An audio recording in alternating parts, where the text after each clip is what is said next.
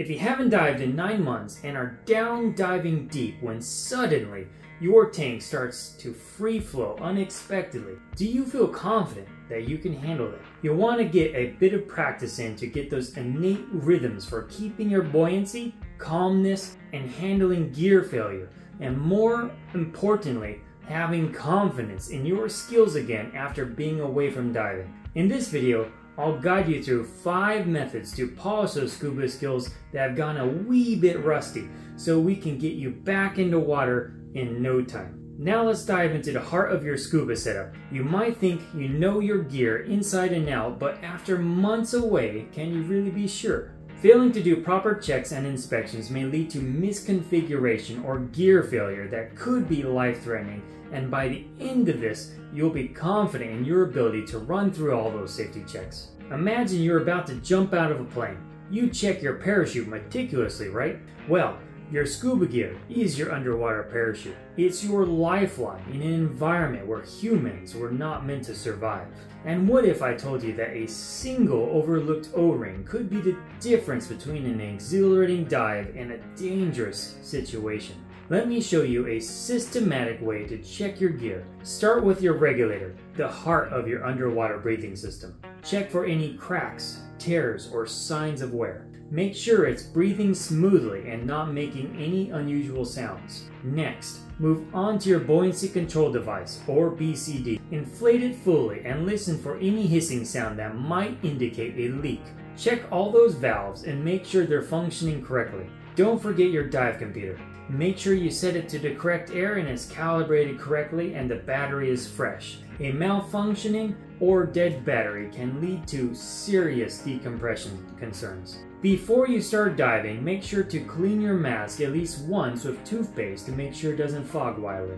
Remember, familiarity breeds confidence. Take the time to reacquaint yourself with each piece of your equipment. Understand how it works, what it does, and why it's important. This knowledge will serve you well when you're 60 feet underwater and you need to make quick decisions. Practice setting up your gear on a tank from scratch a few times. It'll work its way back to you. If you need a more thorough rundown for gear setup, I have a video that I'll point you to in the card above. One important thing to practice is to think of a way you can set up your gear consistently and put it on the same way every time. A system that works for you to keep things consistent will go a long way. One often overlooked aspect of gear checks is the buddy check. Expect someone to miss something and make buddy checks a part of your routine to ensure everyone in your dive team dives safely. I was taught a method that I am keen to and that is working well for me. It starts with starting with the head and working your way down from right to left as you go down your body. The way this works is one person in the group points to and checks one item and calls it out while everyone confirms it's present and working, and then moving down the body. Every member of the team is an active participant of the check and ready to ask questions at any time. So starting at the top, you check for dive mask. And working your way down, everyone may have different configurations, but maybe you have your octo on a necklace. You would call it out and everyone can check as well. And oh, my octopus is here. Also making sure that the lines are clean and clear while you're checking. You work your way to your shoulder, through your D-rings, to your dry suit inflator if you have one, over to your left D-ring, and then your dry suit dump valve, and so forth. You're basically working through different parts of your body, calling out what's there and that your equipment is present and that you hopefully have all your equipment in the right spot. Of course, this is going to get a little bit harder when everyone has a little bit different configurations. So you might just call out one item at a time and make sure everyone has it. But most importantly, when you start diving with the same group of people, you'll start finding a system, and I can't stress, just trying to find a consistent system is the most important. The system I just mentioned works nicely because you can do it with a single buddy or even an entire group fairly quickly as everyone calls out and double checks their gear at the same time. You can of course find your own system that works well for you. Lastly, don't forget about professional servicing. Even if your gear looks fine to the naked eye, internal components may need attention. It's recommended to have your gear serviced annually, especially if it's been sitting for a while. Think of it as an annual health checkup for your underwater life support system. Often from a visual inspection, a professional can give you a thumbs up if everything is okay, or maybe they will need to do some work on it. This is a good rule of thumb until you get to a point where you are confident in doing your own maintenance down the road. With your gear in top shape, you're ready to hit the water. But wait, can you remember which skills you learned from your open water that separates the pros from the amateurs? It's not what you might think, and mastering it could be the key to unlocking a whole new level of diving prowess. The cornerstone of good diving, the secret sauce that makes you look like you were born with gills, is your ability to hold depth and remain perfectly calm and stable with flat posture. This is buoyancy control with neutral trim. Good buoyancy conserves energy, enhances safety, and lets you focus on underwater wonders around you instead of constantly adjusting your position. So how do we achieve this underwater superpower? It starts with your breath. Slow, deep breaths are your friend here. It's important to always keep breathing if your depth is changing, especially ascending, as this will equalize the pressure in your lungs to prevent those lungs from bursting like a balloon. Focus on slow, rhythmic breathing and not breath holding. Avoid quick, shallow breaths as it will force your heart to distribute oxygen faster and will increase your heart rate, which will ultimately make you breathe even faster. Proper breathing helps maintain a steady position, preventing those unintended ascents or descents that can ruin your dive faster than a leaky mask.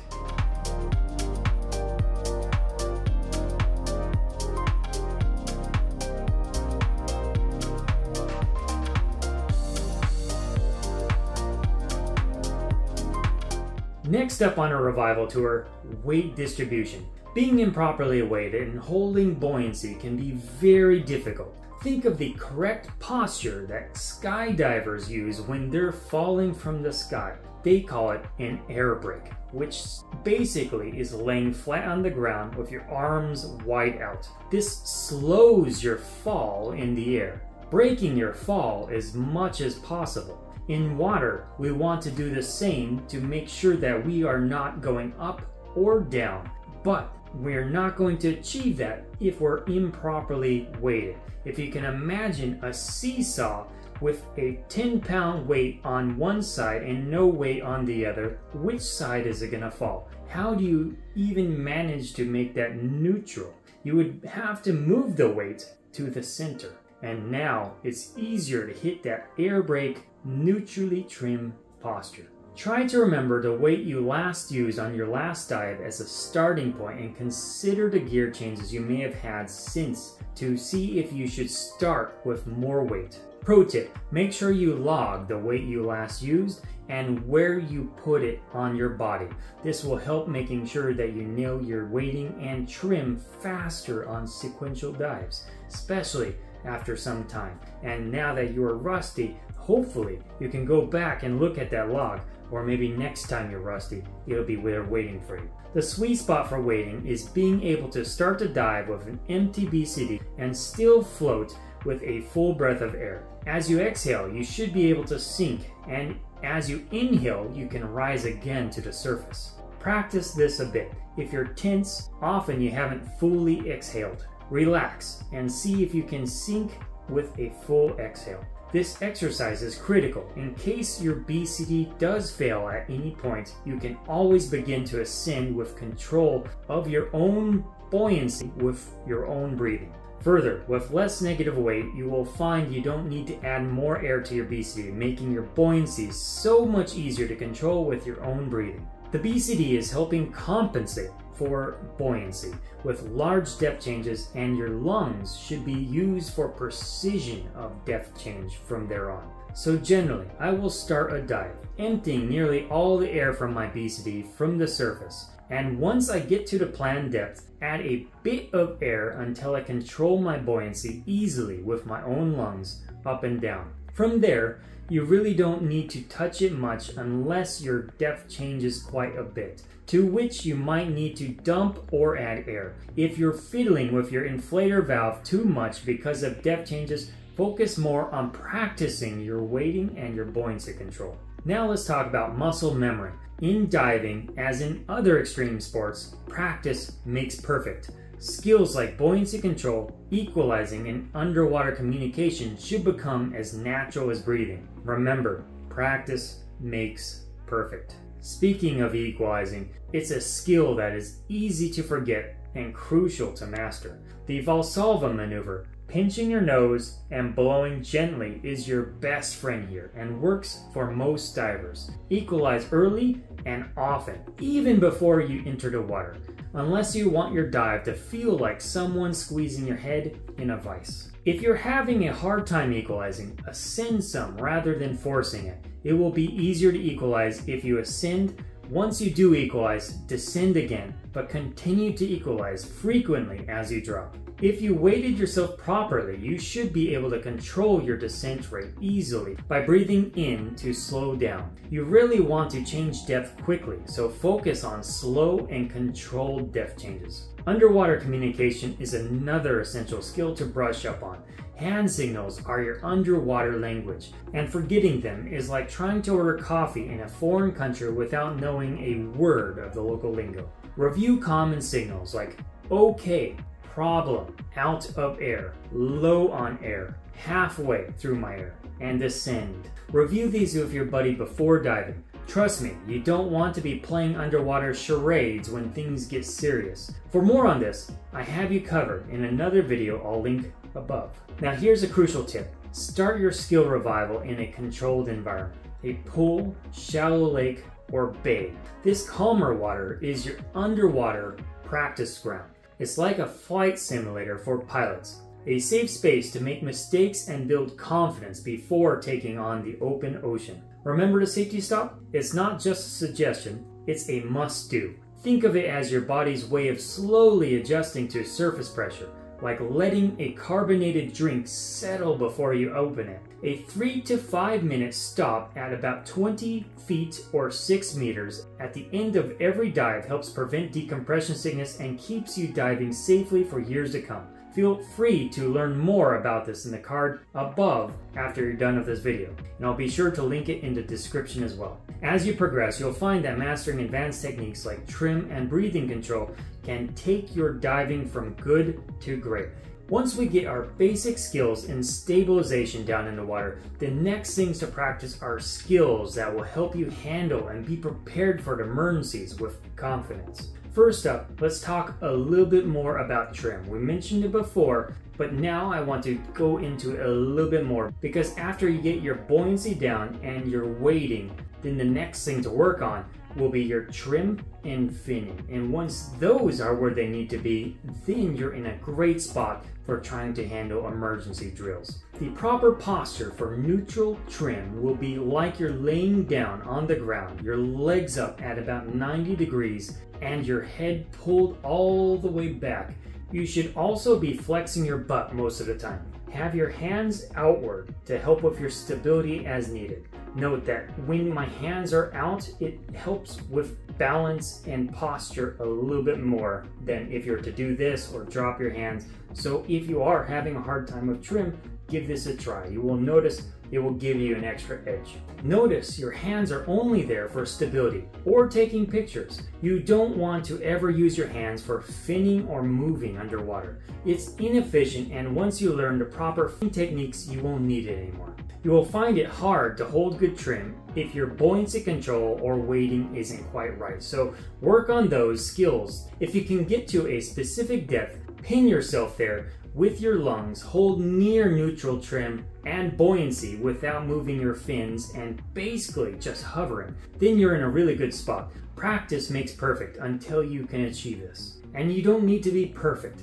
Try to aim for within 1, maybe 2 meters or 3 to 5 feet from the depth you're trying to pin. No more than that. Do note, you may have to move weight up or down your body to stabilize your trim if you're at rest, and naturally, one part of your body wants to sink faster than the rest. Alright, let's go to the next thing I mentioned, finning. The frog and the flutter finning techniques are your main techniques for controlled, efficient swimming. These techniques allow you to navigate tight spaces and maintain trim posture with minimal effort. You'll want to practice not letting your knees or your legs drop when doing these. They do not require full leg power and should feel more relaxed and natural. There are more finning techniques that are great to add to your knowledge base, but for now, these two will take you the farthest. And I'm not going to get into the big pros and cons between frog or flutter finning. It's important to realize that they're both useful tools in your tool chest, and so get to know and practice whichever one you're weaker at. You should be able to do them both well, and whichever one you primarily use, that's on you.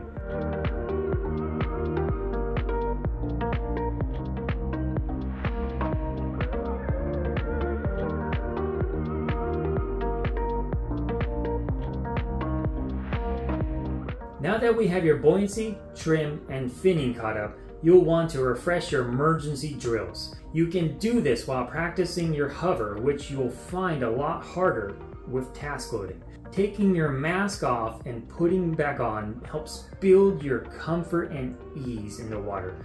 Further, holding your trim and good buoyancy while blinded will put those base fundamental skills to the test. And if you are a diver that dives with a spare mask, go ahead and take your mask off, give it to your buddy, and then get your spare out and put that on. This is great practice. Remember, we want to build the muscle, so when things really do go wrong while diving, you've practiced it enough that you feel confident that you can handle that situation without having to think too deeply on what to do.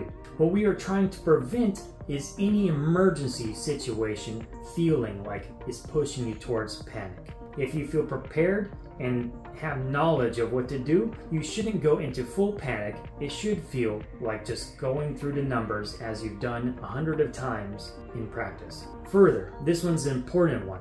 Practice out of air with your buddy. Have them simulate being out of air, and then you will donate your air to them. You can also do this and vice versa for you to feel like you know what to do if you're out of air and how to control that situation as well. Now, different agencies teach a little bit differently how to handle out of air scenarios. So I don't want to overwrite anything you've been taught here, but the primary thing is to make sure that you either donate your main, depending on what you're comfortable with, and get your octopus and use that. Or if you're more comfortable with this method, donate your octopus. I will say in real out of air emergencies, sometimes someone's going to just bolt straight at you and rip the reg right out of your mouth. So if you see someone swimming at you with full panic mode, you might just go ahead and get that regulator ready right out of your mouth, donate it so that they don't come near you, and put your octopus in. But the most important thing is you practice this out of air scenario so that you feel comfortable. Out of air scenarios are more common than you think. They should never happen, but I've certainly seen it happen a lot, and it's not always someone's fault. So being ready for it could save someone's life and even your own. And if you're feeling up for it, in the dive with an air sharing scenario, doing a safety stop and ascend to the surface in a safe manner. This is going to build on all your prior skills, and if you are at this point, you will have confidence for when things go wrong. Now at this point, practicing emergency drills while in good trim is going to be difficult. Again, practice makes perfect. Note when you're out of trim and keep striving for better trim and holding your buoyancy while doing these practice drills. Even in a real emergency situation, if you do let your buoyancy slip a little bit and trim slip, it's not going to be the end of the world. But the more you practice, the more you'll be prepared. Lastly, make sure you have and know how to use a DSMB, a delayed surface marker buoy. It's a marker that you will deploy while diving to notify others on the surface where you are and that you can come up underneath that marker. Deploying a DSMB is not a super easy thing. It takes some practice, so I am a big advocate that everyone should practice all the time. Also, it helps refine your buoyancy and trim more. If there is an emergency, A DSMB is the saving grace for notifying others on the surface where you are. This allows boats to avoid or track you in an emergency situation, or even a non-emergency situation. Remember, mastering these techniques isn't about looking good underwater. It's about enhancing your safety, extending your dive times, and significantly increasing your enjoyment of each dive. If you got to this point, I hope you've truly mastered a lot of skills so far. But depending on how long you've been away from diving, you might want a little bit more of a warm-up dive and a little more hands-on experience than this video can provide. There are a few options to achieve this. If you have a local buddy available, go for a practice session, a dive explicitly dedicated for practicing these skills in this video and being refamiliarized with everything. If they are experienced, they can help refine the edges and you can start building your confidence with your diving skills. Remember to go somewhere shallow and safe, like a pool, a lake, or a bay with no current. If you don't have a buddy available, call your local dive shop and ask if they know any dive masters that are available that would be able to take you to a local dive site and help you get reaccustomed to the water. It's important to explicitly say you're looking for someone to dive with you and show you a local dive site, as asking for a refresher or skills training will generally require an instructor, and that's going to make it a little bit more expensive and more structured if you don't need it. If you really are just looking for someone to help you get your feet back in the water, a dive master is usually good enough and they'll be able to help you shake off that rust quite quickly. Still, if you are feeling very unsure of yourself and you do feel like you need a crash course to help build that confidence and have a dedicated instructor, then that's all right. We want you to be confident before you hit the water. Your best bet is to enter an in-water refresher session at your local dive center. These sessions typically last 2 to 3 hours with guidance and instruction, giving you ample time to ask questions and build your confidence back and rediscover your aquatic groove.